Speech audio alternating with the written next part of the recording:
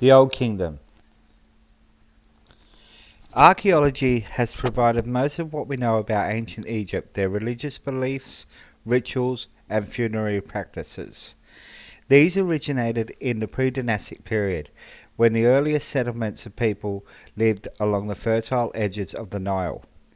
We know about their lives largely through the pottery they left behind. The historical records of the time come from stone artifacts such as the scorpion mace head and the Nama palette.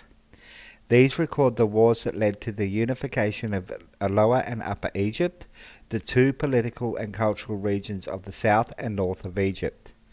Legends give the responsibility for unification that occurred from around 3100 BCE to King Menes, who established the first dynasty, or Dynasty 1, with its capital at Memphis.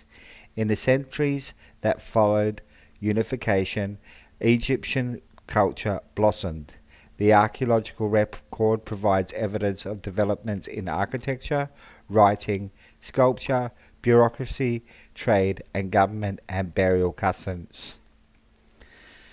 The period known as the Old Kingdom covers the four dynasties of ancient history from the beginning of Dynasty 3 to the end of Dynasty 6, 2686 to 2181 BCE. This is often referred to as the Age of the Pyramids, so called for the building of those monumental pyramids as royal tombs by kings from Djoser in Dynasty 3 to Pepi II in Dynasty 6. The, the following is the timeline. The pre-dynastic period. Circa 3400 BCE, Ginger was buried at Gebelin in southern Egypt, the earliest evidence of natural mummification. Hierakonpolis, a main city in southern Egypt, origin of the Horus cult. Scorpion Macehead and Nama Palette record historical events leading to unification. The early dynastic periods. The unification of Upper and Lower Egypt. King Menes establishes a capital at Memphis. Development of bureaucracy and patterns of Egyptian culture, including art, architecture, sculpture, and writing, and the construction of royal mastaba tombs at Saqqara and Abydos. Dynasty 3. Djoser builds the step pyramid at Saqqara with architect Imhotep, first building entirely made of stone. The step pyramid is evidence of advances in technology and royal control of resources. The beginning of the stellar afterlife cult and the first use of cartouches surrounding the king's name. Dynasty 4 was the golden age of the Old Kingdom, major artistic and cultural developments. Sneferu builds his first true pyramid, the Red Pyramid at Dashur. It's a peak of achievement in pyramid building, evidence at Gaza complex of Khufu, Khafre, and Menkaure.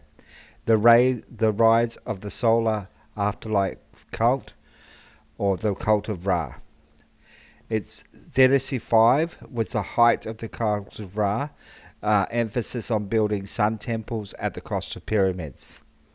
The appearance of pyramid texts in burial of Unas, the last king of Dynasty 5, and the rise of the cult of Osiris. Dynasty 6, decline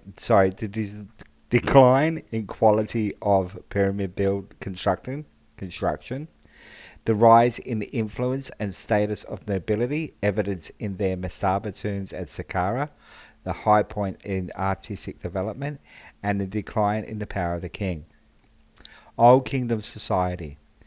In the Old Kingdom, the king exercised absolute power in both the political and religious spheres of society.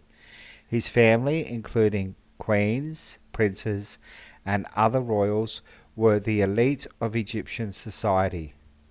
The king delegated much of his authority to a large bureaucracy of officials headed by the vizier or king's deputy, who carried out the administration of Egypt's religious and economic affairs.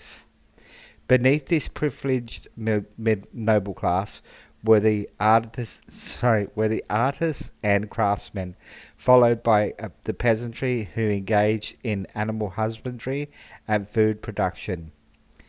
Women in Egyptian society derived their status from their male relatives.